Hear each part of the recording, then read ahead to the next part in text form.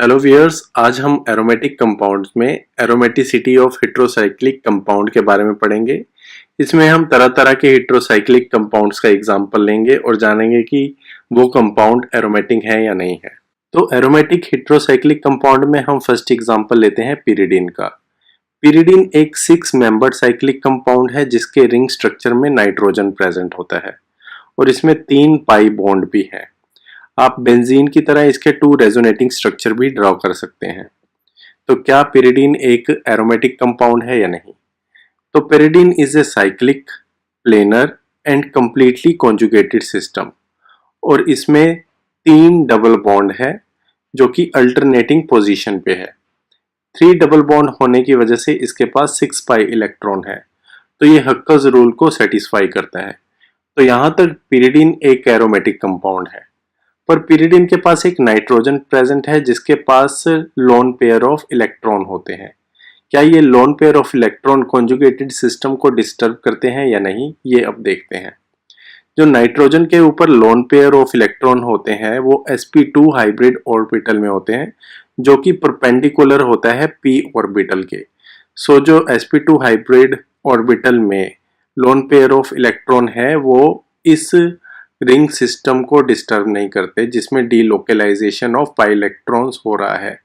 तो ये जो लोन पेयर ऑफ इलेक्ट्रॉन है ये कॉन्जुगेटेड सिस्टम को डिस्टर्ब नहीं करते। For that reason pyridine is a aromatic compound. अब हम नेक्स्ट एग्जांपल लेते हैं पायरोल का।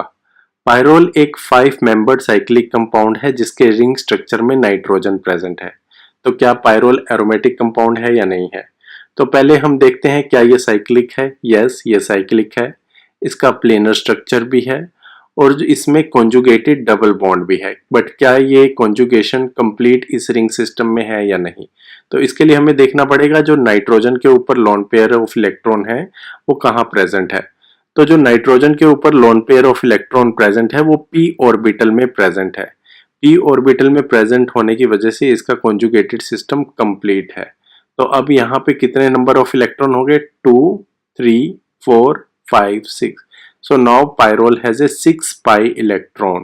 तो यहाँ पर ये हक्कर्स रूल को भी फॉलो कर रहा है। So pyrrole is a cyclic, planar और completely conjugated system and follow Hacker's rule। That's why pyrrole is a aromatic compound। So अब हम ये एग्जांपल देखते हैं क्या ये कंपाउंड एरोमेटिक है या नहीं। इसमें 2 तरह के नाइट्रोजन प्रेजेंट है, एक ब्लू और एक रेड वन। जो ब्लू कलर का नाइट्रोजन है वो पिरिडीन को रिप्रेजेंट करता है। मींस इसका जो लोन पेयर ऑफ इलेक्ट्रॉन है वो रिंग सिस्टम में पार्टिसिपेट नहीं करेगा क्योंकि वो sp2 ऑर्बिटल में प्रेजेंट है। ऐसे ही जो नाइट्रोजन है रेड वाला वो पायरोल को रिप्रेजेंट करता है, मतलब इसका जो लोन पेयर ऑफ इलेक्ट्रॉन है वो p ऑर्बिटल में प्रेजेंट है जो रिंग स्ट्रक्चर में पार्टिसिपेट करेगा। तो अब इसमें कितने पाई इलेक्ट्रॉन हो चुके हैं? 1, 2, 3, 4, 5, 6 जो कि हक्कर्स रूल को फॉलो करते हैं। और ये साइक्लिक है, प्लेनर है एंड कंप्लीट कॉन्जुगेटेड सिस्टम है।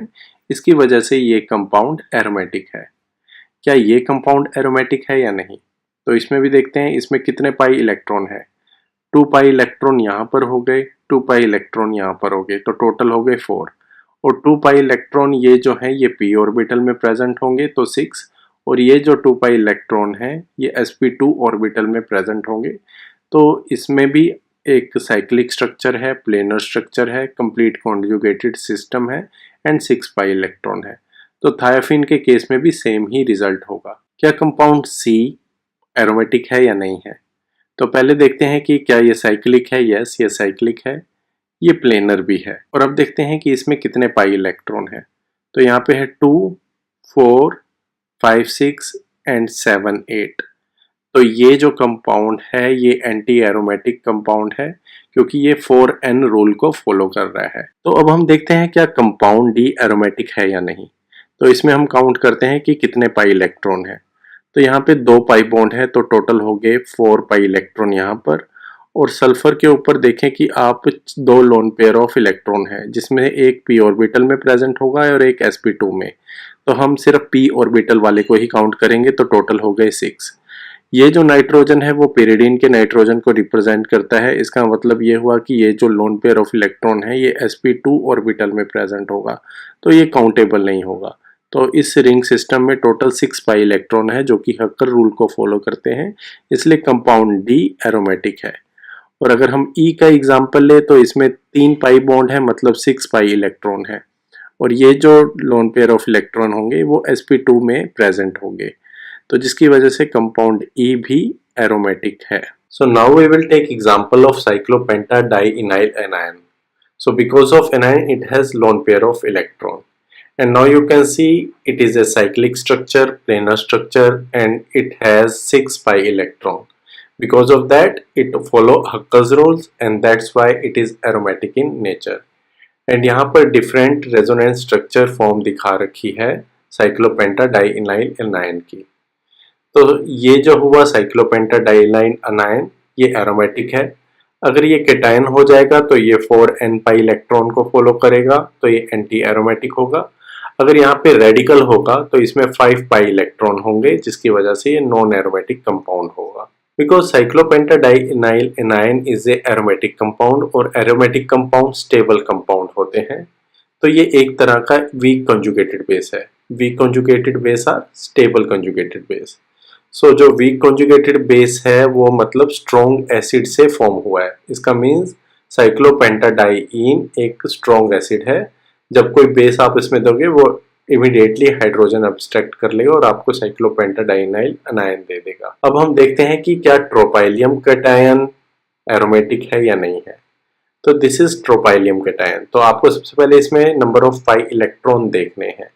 तो यहाँ पे है टोटल 6 पाई इलेक्ट्रॉन, क्योंकि 3 बॉन्ड्स है तो 6 पाई इलेक्ट्रॉन हो गए।